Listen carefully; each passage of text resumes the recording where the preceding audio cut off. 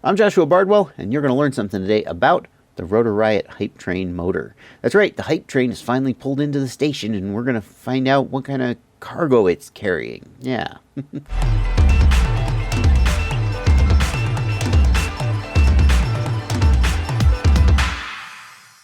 Some of you are watching this video right now because you're trying to decide if you should buy this motor.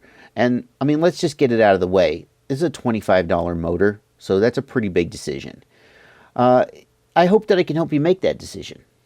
But if you're out there and you would never in a million years spend 25 bucks on a motor, I still hope that you get something out of this video, because I'm not just going to talk about, ooh, HypeTrain motor, but I'm also going to talk about the design decisions that the Rotor Riot guys made when they spec'd this motor, and how, what effect those design decisions are having on the motor's performance. So I hope that you'll get that educational stuff that you can use no matter what motor you buy.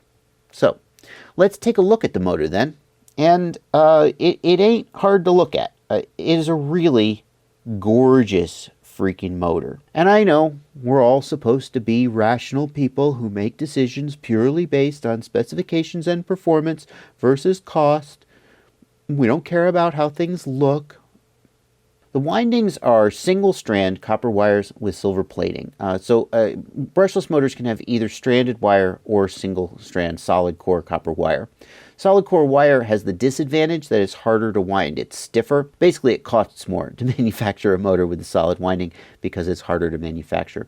The advantage of the solid-core wire is that it has less heat buildup, less voltage loss. It just basically carries the current better. The silver plating has an interesting effect. From what I understand, silver is actually the metal with the least electrical resistance. So the best would be solid silver wires from a perspective of heat buildup and voltage drop. But silver has other problems. It's very, very malleable, very ductile. It doesn't make very good wires for the most part. So by coating a copper wire in silver on the outside, you can improve somewhat the performance of the wire, its ability to handle current. And that's especially true if you've got an AC current. AC current is subject to something called the skin effect, where the current is carried on the outside, on the skin of the wire primarily. And I'm not sure how much that plays in with brushless motors. We are using AC current. It's PWM. It's got AC components. I use it at a high enough frequency. Well, 48 kilohertz is for BLHeli32. That's the PWM frequency. So yeah, that's pretty high frequency. I would conjecture that skin effect does come into play, although I'm not really confident about that. And so, at the very least, the silver wires look neat, and perhaps they also improve the performance of the motor. We do see that high-end motors are coming with silver wires now. But it's hard to say how much performance benefit that has versus just how much that's a marketing thing. You could always ask Ryan Harrell, and maybe he would know. If we look at the bottom of the motor, it is an open base motor. The first time I saw one of these on a modern motor was the Ready-Made RC rifle, and it was a very controversial decision. For one thing, people just didn't like seeing those exposed windings down there. They were really worried that it was going to break or something. The concern that the base of the motor in some way protects something, I think, is a little bit unfounded. For one thing, the base of the motor is often really flimsy.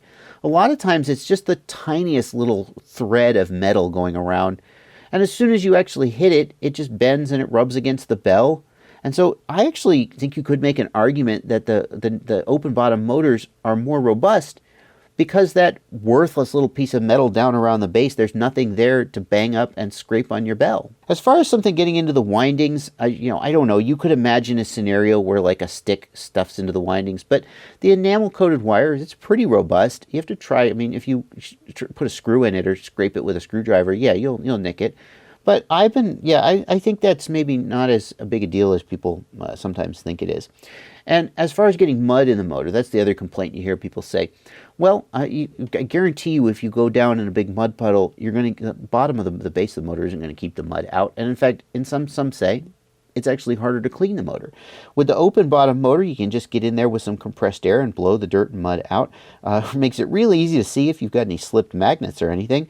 And I've become a big fan of the open bottom design ever since getting my rifles. I've been flying the rifle motors for months now. Haven't had any issues with them. No durability issues. I'm not convinced. I think I'm basically sold on the open bottom design. And the open bottom design is pretty important, especially as you get into these larger motors. in the 23 millimeter size class, because these motors tend to be pretty heavy. You can find some 2306 motors that are up in the range of 34, 35 grams. That's pretty heavy. This motor is spec'd at 30 grams. If I go ahead and just put it on my scale right now, let's see what we get. And I'm weighing it with the full wires on and without the nut. You'll lose maybe a gram or two to the wires, depending on how much you cut off. I find it to come in at 31 grams. So I would say that the rated weight of 30 grams is probably pretty accurate once you cut the wires to length. Now you may be saying 31 grams, 34 grams, 3 grams, you're really nitpicking here. Well, it's not just 3 grams, it's 3 grams over 4 motors. So it's 12 or 16 grams, or maybe even as much as 20 grams we're talking about to go to one of these heavier motors. Compared to a motor in like the 2205 or 2206 class, they can come in around 27 to 29 grams typically. Some of them are heavier, but so it's not just 3 or 4 grams, but even if you say, well, 20 grams, who cares? Remember that this is out at the end of the arms. And if you think about, like how do you carry a dog food bag, right? You don't carry it out at the end of your arms, you carry it close to your body. Weight at the end of your arms has more of an effect, and that's true for quadcopters too. So the effect that the weight will have on handling is a much bigger. You put 20 grams, a 20 gram heavier battery on your quad, you're never going to notice the difference. But you put 20 grams at the end of the motors and you may. So it definitely matters. The fact that this motor comes in at 31 grams I think is pretty respectable for a 2306 motor, and the open bottom certainly contributes to that. If you look at the base plate, you'll see something else that's interesting. This is a 16 by 16 millimeter mounting pattern.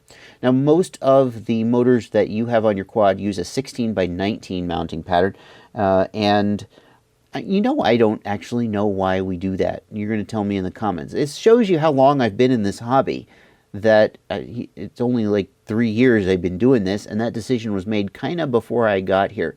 But I think what it is that if I had to guess, I think it's that 1806 motors had a different mounting hole pattern than 2203 motors did, and the 16 by 19 mounting pattern accommodated both sizes of motors. That's what I vaguely think.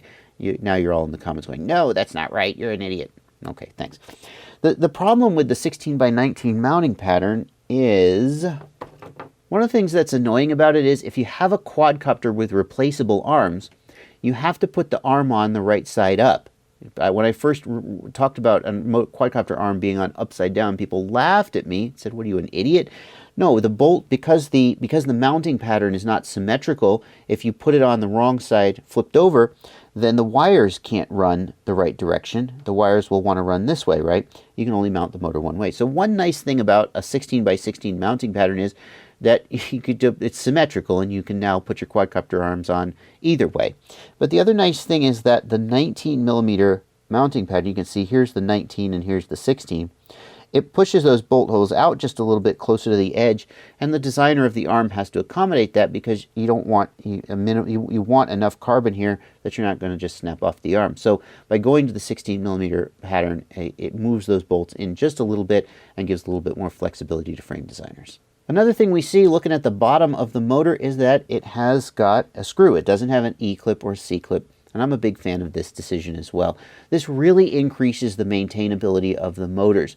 A lot of people don't bother opening up their motors. They don't bother like lubing their bearings or blowing out the motors, cleaning them out, inspecting them. And one of the reasons you do that is because you're too busy ripping balls and you just don't have time for that stuff. No, I get it. But the other reason is that it's a real freaking pain in the butt taking off a C-clip or an E-clip. Boing! There it went. It's gone. You'll never see it again. So the ability to just get out your 1.5 millimeter hex driver and take the screw out, it's a beautiful thing. I can tell you that they do come from the factory with Loctite on. They are Loctited. I ran into this problem with my rifle motors. There was at least one batch of rifle motors that came from the factory with no Loctite on. And if you fly them, here's an interesting story about the rifle motors, as an aside. If you fly a rifle motor and the screw falls out, you actually won't know. Yeah, no, the magnets are so powerful on that motor that it just keeps working fine until you touch something with your prop, boing, and then it goes flying. So yeah, these screws on the HypeTrain definitely Loctited from the factory. At least mine were. So good. One of the questions that people asked, and they said all the reviewers overlook this, is how long are the motor wires? They are 10 centimeters long. And the other question that you probably want to know the answer to is how much threads are there on the shaft, and how tall is the shaft? There's nothing more annoying than having to use a low profile lock nut because the shaft isn't long enough. And we can see that the shaft is 14 centimeters, and there are just about 10 centimeters of threads. One of the concerns that people have had about this motor goes back to the spoke design of the bell. People have expressed concern that the long unsupported section here is going to be more susceptible to damage than if you had like a 4-spoke design. I can't say whether that's a valid concern or whether that will prove to be unfounded. You can decide for yourself how you feel about that. Obviously, nobody's been flying these. Yeah, there have been a lot of tests. They've done a lot of testing on these motors, but there's no substitution for selling 1,000 of them for finding out how good your product really is. So as these motors start to hit the market, we'll start to find out how well they perform. I've had some crashes, but the only crashes on grass and dirt and into trees, no crashes on like cement. So I can't really say. I can just mention that as something you might want to be aware of if you're thinking about buying them.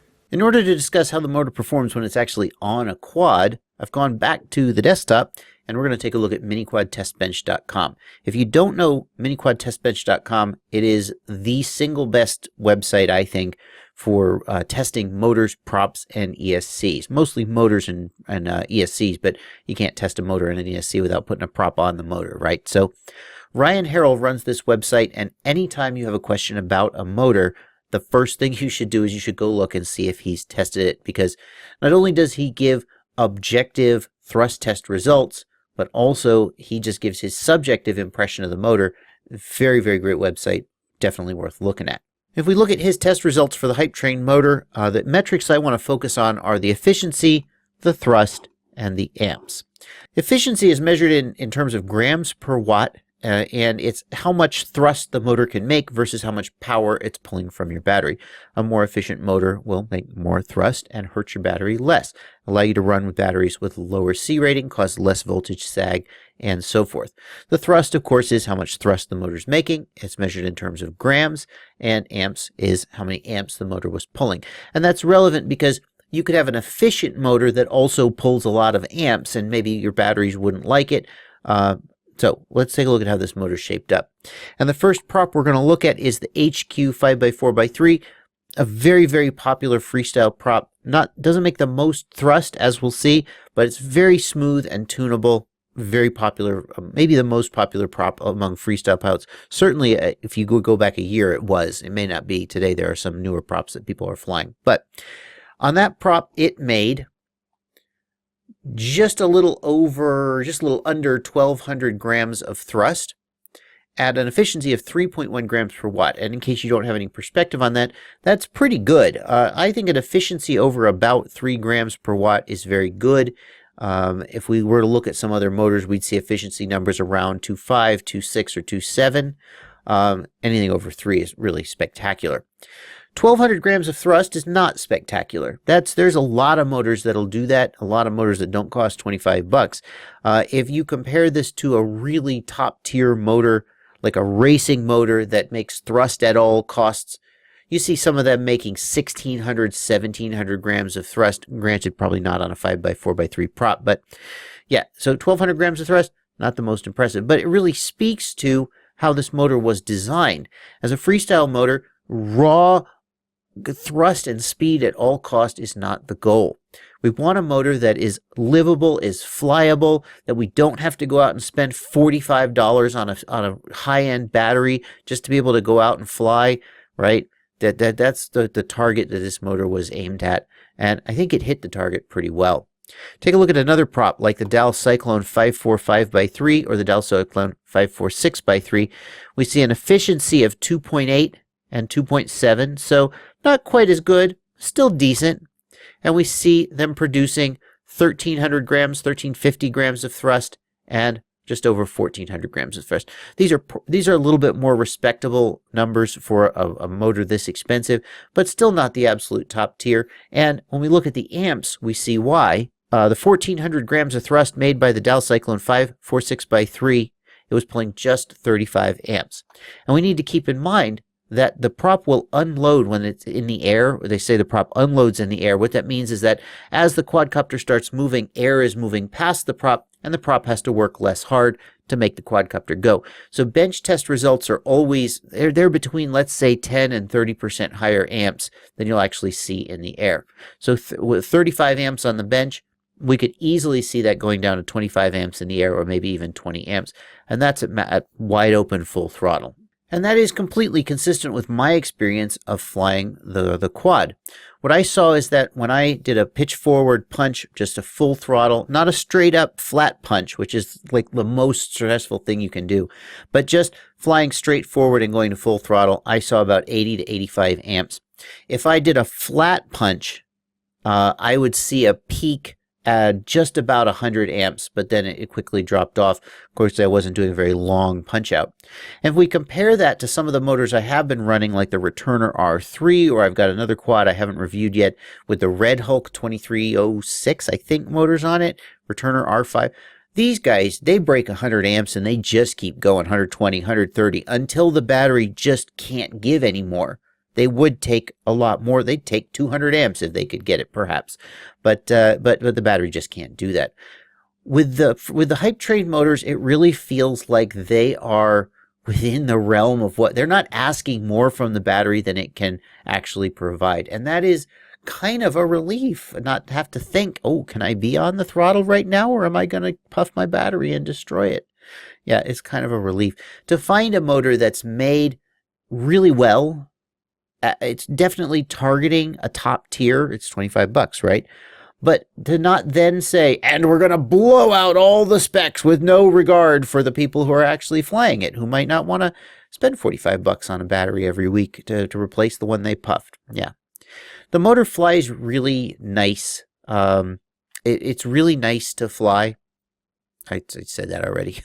They say that this motor, Ryan Harrell in his review of the motor says that it's a good freestyle motor, but it's still powerful enough for racing. And yeah, sure, you could race on it. But to my mind, it's not really first and foremost a racing motor. When I think of a racing motor, I want it to have the kind of top end that if I've got a straightaway where I really want to open up, I really want it to just rip my face off. And this motor is not a rip your face off motor, but it's smooth. It has great transitions in terms of prop speed. It had absolutely wonderful prop wash handling. It came down cool. I turned off all the filters in Betaflight. You know, I just had the dynamic notch filter and the low pass filters, but I turned off all of the static notches, and the motors came down cool. Didn't kill my batteries. I'm a big fan of it. Would I spend $25 of my own money on it? That's a tough question. I'm not really a $25 a motor guy at heart. But if you're a $25 a motor guy and you're looking for a freestyle motor, this is a great choice. Thanks for watching. Happy flying.